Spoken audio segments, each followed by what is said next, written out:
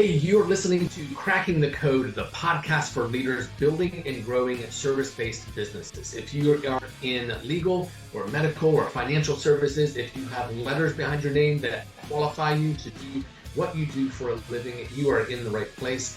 I am your host, Rob Riggs, here to bring you intel and access that are designed to decode how technology can be and should be impacting your growth. All right, let's get into it.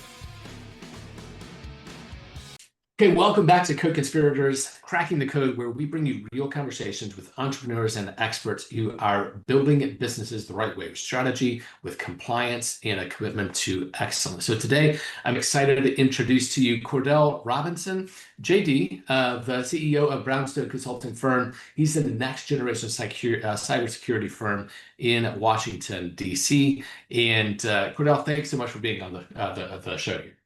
Of course, you're welcome, and thank you for having me on the show.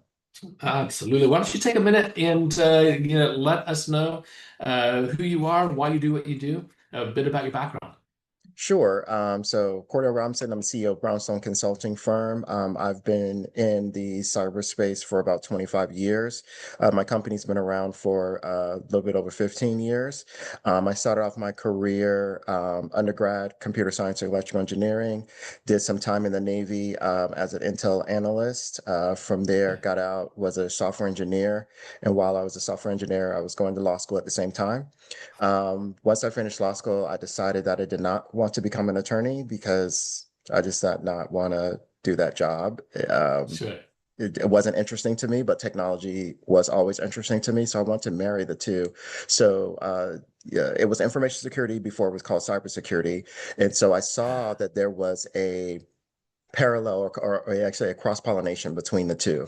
And so I take my legal experience and technical experience to, really be able to have a strong compliance arm. And then I've trained an army of cybersecurity professionals with my acumen so that we have a very strong team. I continue to train people to have a very strong team. So it's been really fun and fruitful. And I'm excited in this next age of AI and getting into those in the compliance arena. Yeah, nice, man. You have lived a lifetime of lives, right? Yes. That's awesome. So it's a rare combination. You got, computer science, electrical engineering, law, military intelligence, which is cool. I'm envious of your background. So how does that intersection of that experience shape how you approach cybersecurity, today in today's world? So that intersection for me, and the reason why I'm in compliance is the umbrella of cybersecurity. And a lot of cybersecurity, especially the mainly technical folks, they're always like, "Oh, compliance isn't real security." And I'm like, "Clearly, you don't know what you're talking about because compliance is actually the umbrella. Without compliance, the technical piece would not even exist because compliance is people, processes, and technology. So without your people, if your people aren't trained, if your people do not know what they're doing, if your people have insider threat issues, which there was just one recently with the jackpot that happened in Northern Virginia. There's so many different things, right? And so you have that. And then your processes, if you don't have right policies and processes in place, how do you know what you're following and what you're doing? And then you have your technologies. If you have your people and processes in order, then you know what technologies that you need to encompass and have in place. For example, a lot of companies have a stack of technologies that do the same thing. So now you're wasting hundreds of thousands, if not millions of dollars on these technologies when you only may need a couple of them. So it's all of those aspects and understanding the gamut across the board. And so I like the legal side as well, because then you introduce privacy and you introduce legislation, right? And so that's really important in having your clients understand the privacy aspect of it from soup to nuts, and then also what's legislative, and not just legislative in the United States, but legislative globally, like the EU AI Act, which is really important because that's going to be basically spilling over into the United States sooner or later. And so understanding those legalities are very important as well. And so I am very fortunate to have had the career I've had to be able to touch all of those things and continue to educate myself. I still take courses, privacy courses, AI courses, and all those things to stay up to beat. I make sure that my staff gets, 4 to 8 hours of training a month mandatory, Okay. so that we can all stay on the cutting edge. I randomly quiz them by sending a text message, asking a question. If they don't answer it, I dox them in some ways, and in a fun way, but in some way, so that we all stay sharp and best of breed. So that's how I, intersect everything. Fair. And you threw out so much gold there. But so in compliance, in one degree, we work with a lot of professional services that are mandated to be compliant in some way. And it's often very frustrating because I'm trying to send a Zoom link or I'm trying to send a PDF or a Excel sheet or something, and they're like, I can't open that or whatever because they're prevented from opening things that might be a danger to the company. But with good reason, because I can't tell you how many organizations I've seen come to us because they had an employee that clicked a link that they shouldn't have, and now their entire network is vulnerable. Mhm. What are you in beyond kind of training your own internal team on understanding what links not to click and what emails not to open, or whatever? How are you helping your clients work through that, understand what the risks are, and implement protocols to prevent vulnerabilities? So in many facets, I help my clients. So one is their people. So making sure that their people are one aware. Awareness is the most important thing, and make sure that they're aware not just professionally, but in their personal lives as well. Because once you figure out, like personally, I need to be aware of these things, like my bank account, my social security number, my date of birth, my location where I live, what I'm posting on social media, then you're cognizant of what you're doing while you're at work as well, right? And so to help Right. them understand that. And so I help them understand and have that clear understanding. And then I also help and walk the company through what their policies and processes are. Okay, your policy says this. Are you actually following it? Show me that you're following it. Prove it. Mhm. You have this procedure, your process. Okay, are you actually following those procedures, or do you have single points of failure in your organization? So many Yeah. organizations have this one expert. If they were to be hit by a car, they win the lottery or something like that, then they're screwed. They have to find someone else, train them up, and spend all of this money because they have these single points of failure in that human knowing everything. And also, how can they go on vacation? Right? Because Right. then they're called all the time. They're on vacation and their phone's blowing up because they're the single point of failure. That doesn't Yeah. make any sense. You have to share the Mhm. wealth of knowledge. And then you go into their technologies. Always look at their technology stack. How are you putting guardrails around your technology, especially in the age of AI? What guardrails do you have in place? Have you thought about those guardrails? Have you thought about what data that you're putting in there? What data that you should not put in there? Is everybody properly trained on what they should and should not do in there? Or are they just doing whatever they Yeah. want to do? So I try to make sure that I cover all those things with clients so that they understand the full picture. And then we go from there with like assessing their environments and doing different like phishing tests. And we do very fun phishing tests, and not just the boring ones, but very fun ones. And we do Yeah. ones where they don't know that it's going to happen. So maybe like, the one of the top executives, not even sometimes the CEO may know, but one of the top executives in this, in agreement is made with, of course, with the CEO, but saying, hey, it's just going to be random. Everybody's going to get this email. And then we kind of like play, a musical chairs where the next time another executive may know, and then the rest of them won't know when it's going to happen. So just to Nice. test to make sure that it covers the entire organization and everybody is aware. Because I say it's best to be aware and find out that you're wrong from me doing it than to find that you're wrong from a bad actor getting into your environment. Right. And now you've wasted hundreds of thousands, if not millions of dollars. Right. For sure. So you brought up another good point. The EU coming out with policies that are here to protect number one citizens, secondly businesses, is kind of reminiscent of like what happened with the GDPR that passed in EU for first.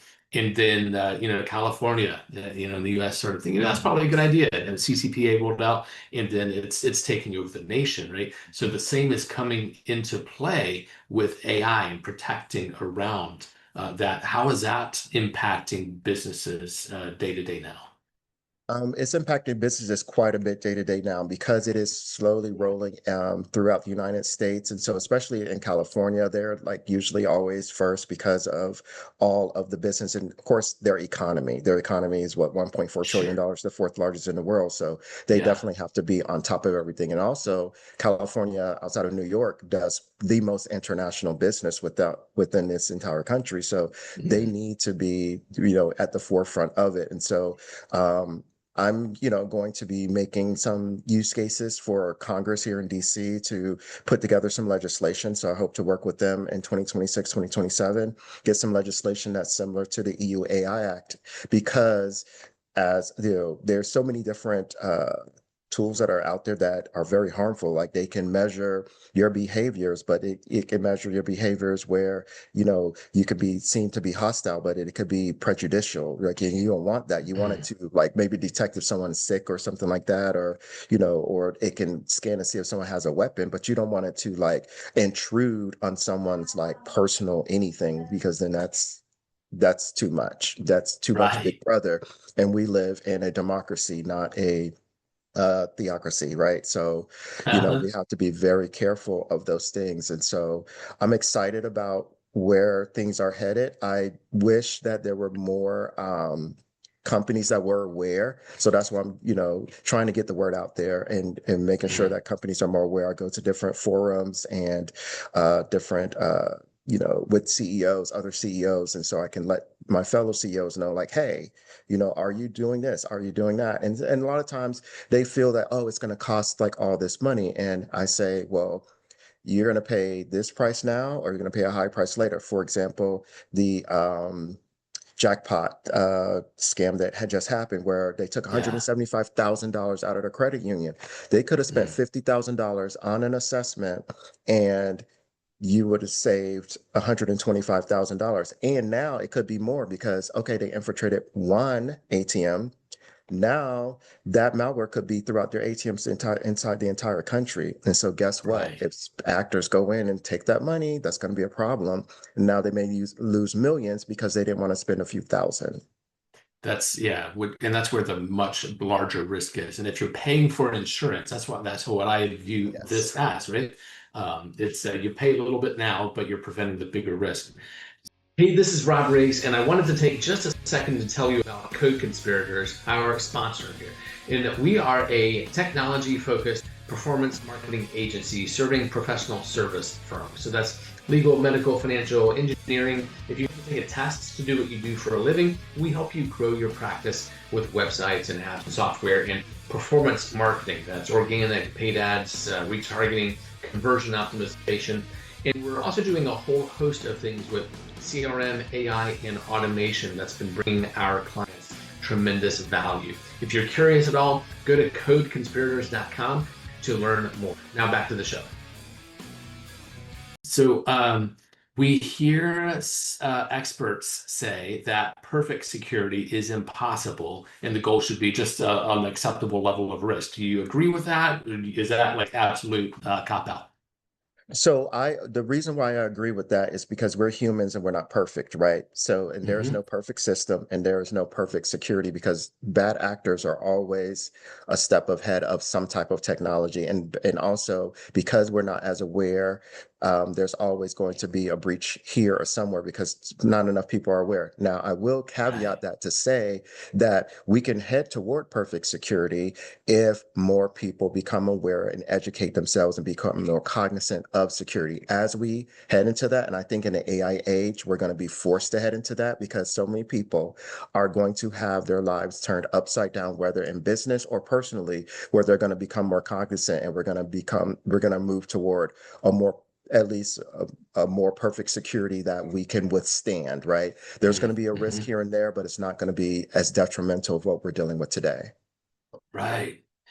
So, on the topic of AI, so I mean, you've covered the gamut of a lot of different arrays of how businesses are impacted. But what is your read on where AI is 3 years, 5 years out as part of our daily lives, personal lives, business lives, et cetera? So right now we're at the baby stages, of course. People unfortunately are using AI to do their job instead of as a tool to help them. Yeah. So that is a big mistake. I think that a lot of loss of money and a lot of loss of revenue and issues with businesses are going to occur over the next 3 years until people learn their lesson. And then from there, I believe that things will become better and tighter, but there's always going to be that, okay, us as a society, unfortunately, we are reactive instead of proactive. And until people's Mhm. mindset becomes more proactive, then I think that if so in the next 3 years, and then we would have where our AI solutions are our tools, where our efficiencies are going to be so great that we would only need to work 2 hours a day or maybe Right. 6 hours an entire week, and the AI is doing everything else. And then we're having that can switch around and do monitoring and things like that. And we can actually live life. Everybody's still making good money, but we can also do other things and hobbies and things like that. But people need to look at it in that aspect. And also we need to even the playing field and not let where it's like, okay, well, big business is going to get all this money. And what about the people? So Right. that's something where people just need to be cognizant of making sure that my whole thing is stay educated, stay current. And it's not that difficult. It's just taking the time to do it. Right, right, right. So I've seen people use AI to do the thinking for them, and they're throwing in a prompt, and they're getting a response, and they're copying and pasting it and going on about their day. But those kinds of activities is what is going to leave people like that behind. We have to be leading the charge. We have to be doing the thinking. But if AI can do 70, 80% of the heavy lifting, but we're still guiding, we're understanding the implication, the context, then we're at a much better advantage. And I can't tell you how much I've benefited from AI. But again, it's not AI is like a toddler. You have to guide it and make sure it's heading in the right direction, the guardrails, all of that. To your point, and then understand what is appropriate, what's an appropriate use, acceptable use, and all of that. Do you have, something as I know we're kind of wrapping up on time, but is there something that a process or a system that you recommend for using AI and safely? Yeah, so what I recommend is when you choose an AI tool, before you decide to install it, set up a call with that company. Ask that company. Literally just did this yesterday with the AI tool. Literally ask that company, what are your guardrails? How do you secure it? And so one of the things that they Mhm. do is you can record your voice. And so when you do voiceovers for videos, it will be your voice instead of the AI's voice, which I think is better Yeah, because it's more authentic, right? But I said, sure. well, can this steal my likeness of my voice? And they said no. I said, okay, tell me how that it cannot steal it because I can't just trust you. Show me like how it can't do that. And they showed me and they said, well, at the end, of everything, there has to be a signature. Without that signature, then you cannot steal or record that likeness of that voice. I said, okay, so you do have a guardrail there somewhere. So I think that's really important to ask about what guardrails are in place. Like if there's open AI, it's a no for me. But if it's Mhm. anything else, ask the question about what are the guardrails. And if they don't have guardrails, I say move on to the next product. And don't be cheap and say, well, oh, it's free. Well, free is going to cost you money. Absolutely. Absolutely. Cordell, this has been fantastic. Our audience is generally professional service, B2B, people who take a test to do what they do for a living. Mhm. And there's obviously some level of compliance involved in their job to continue to do their job for a living. What would be your one recommendation for achieving the most out of compliance, out of AI, or what have you? What would you recommend to that audience? So I would recommend going to either probably Asaka or IFC Square. There's a lot of free courses on there. I would say go online to like there's YouTube and look for like AI governance and find those free courses. Watch those. It's going to take some hours. You're going to spend some hours on there. So maybe watch 30 minutes at a time, but just digest the Yeah. system over time. You can have it even like while you're doing something playing in the background. Make sure that you're paying attention, listening. Take some notes here and there, and then get with some friends and talk about it and talk about those things Mhm. so that you're educating yourselves and you're memorizing it and then put it into practice. Once you put it into practice, it's going to really help you a lot and it's going to help you professionally and you're going to be ahead of your competition. Fantastic. Cordell, I so appreciate you being here today. I think this will be valuable to our audience and definitely look forward to keeping in touch in the future. Sounds good. Likewise. Thank you so much. All right, that was Cordell Robinson from Brownstone Consulting firm. So if you're a law firm, a medical practice, a financial advisory, and you haven't done a cybersecurity assessment recently, that conversation should absolutely have been a wake-up call. The cost of being proactive is a fraction of the cost of a breach, both financially and reputationally. You can learn more about Cordell's firm at bcf-us.com, and we'll have that link plus additional cybersecurity resources in the show notes. Thanks so much for listening, and we will see you next time.